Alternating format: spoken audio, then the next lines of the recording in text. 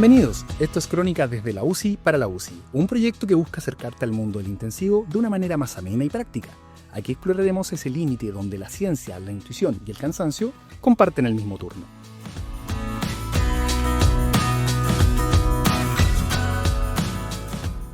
Hoy hablaremos de un tema muy presente en cada turno, la sedación del paciente crítico.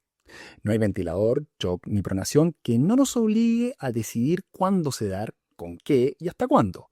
Pero el dilema real no está en el fármaco, sino en la fisiología que intentamos modular sin apagarla. Todos hemos estado ahí, 3 de la mañana, paciente agitado, alarma sonando, y en ese momento la pregunta deja de ser teórica. ¿Qué cuelgo en la bomba? ¿Y cuánto me va a costar esta decisión mañana? La teoría habla de la mínima dosis efectiva de sedación, pero la práctica enseña que eso solo es el comienzo.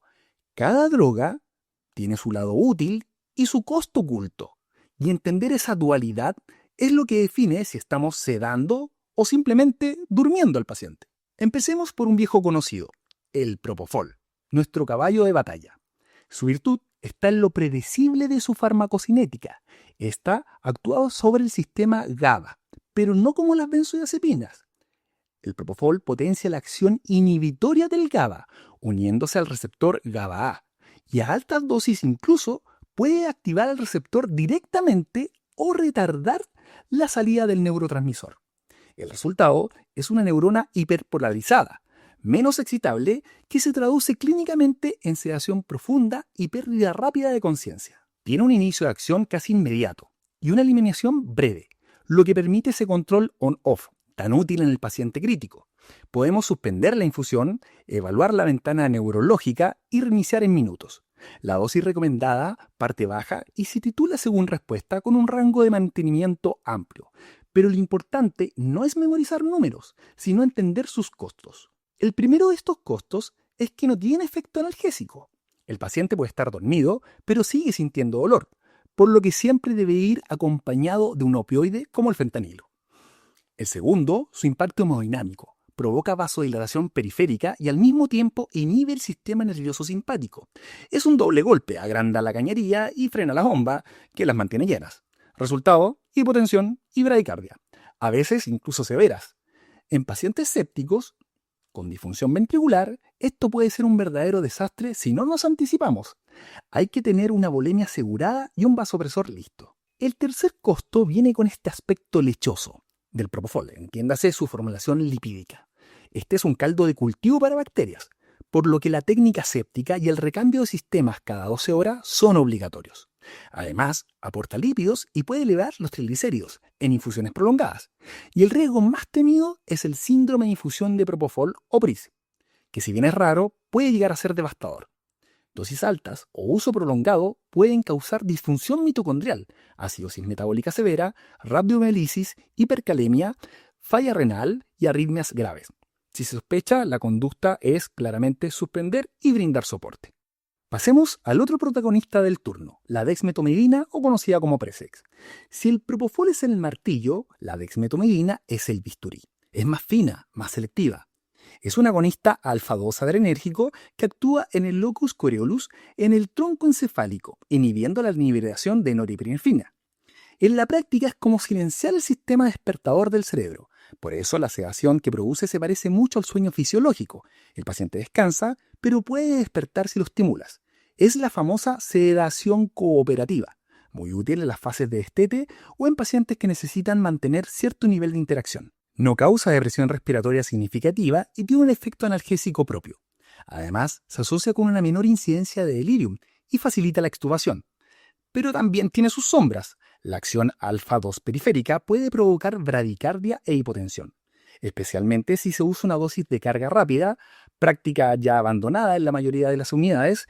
Este no tiene antídoto y su potencia es más bien limitada. En un síndrome de distrés respiratorio en prono o una hipertensión intracraneal severa, simplemente no es la mejor elección. De hecho, no lo es. Luego está el fentanilo, nuestro aliado y enemigo a la vez. Es un opioide sintético, potente, agonista de los receptores mu, imita la acción de las endorfinas y nos da la analgesia intensa que buscamos. A diferencia de la morfina, esta apenas libera histamina, por lo que causa menos hipotensión y tiene un inicio rápido, pero su talón de Aquiles es la acumulación. El fentanilo es extremadamente lipofílico. En infusiones prolongadas se acumula en el tejido adiposo y al suspenderlo, literalmente chorrea lentamente desde el tejido adiposo al plasma. Esa liberación sostenida puede mantener sedación y depresión respiratoria durante días, incluso cuando ya hemos detenido la bomba. Es el clásico paciente que no despierta y fracasa en el destete una y otra vez. Por eso, cuando se usa por tiempos prolongados, hay que planificar su retirada gradual, idealmente con salida metadona, y cuidar la función intestinal desde el inicio, ya que favorece el hilio y el estreñimiento. Y no podemos dejar fuera el midazolam. Durante años fue el pilar de la sedación en UCI, potente sedante, con efecto ansiolítico, anticonvulsivante y más estable hemodinámicamente que el propofol. Pero su precio clínico fue alto. Su uso prolongado se asocia directamente con más delirium y con despertares tardíos por acumulación de metabolitos activos. El midazolam se metaboliza en el hígado, pero su principal trampa está en el riñón. Su metabolito, el alfa-hidroximidazolam, es también sedante y se elimina por vía renal. En pacientes con insuficiencia renal se acumula y prolonga la sedación durante días. Y claro, el flumazenil como antídoto no soluciona el problema. Su vida media es corta, el paciente despierta a lo mucho durante una hora y se vuelve a dormir. Por eso hoy el midazolam queda reservado para situaciones y condiciones que se deben evaluar a la medida. Y como siempre, aparece el invitado que nadie recuerda, pero siempre está, el rocuronio, el bloqueador neuromuscular no despolarizante más usado.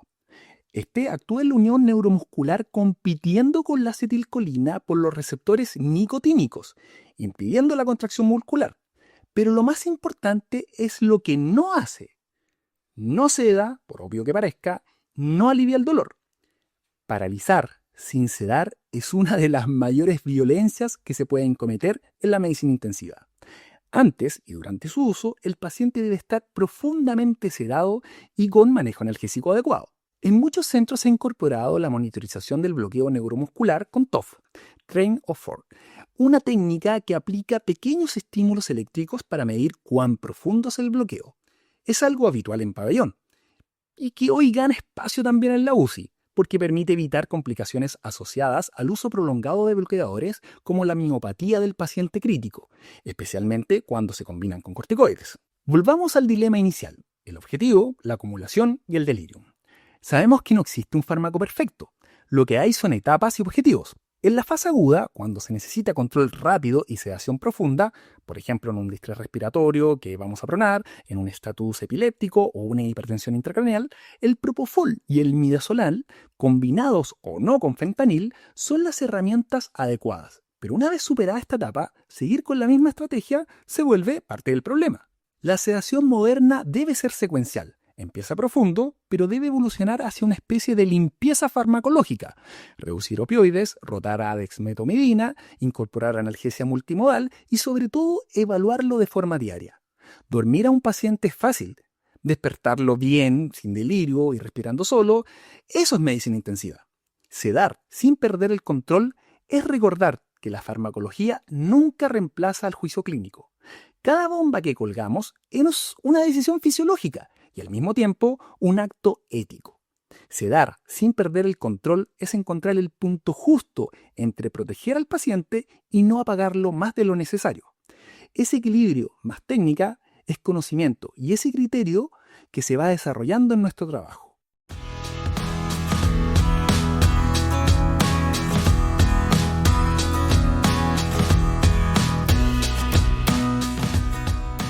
Nos escuchamos en el próximo episodio. Mientras tanto, que cada pase de visita sea un pequeño laboratorio, menos rito, más razón, menos culto el número, más ciencia básica, bien fresca en la mente. Que tengan un buen turno.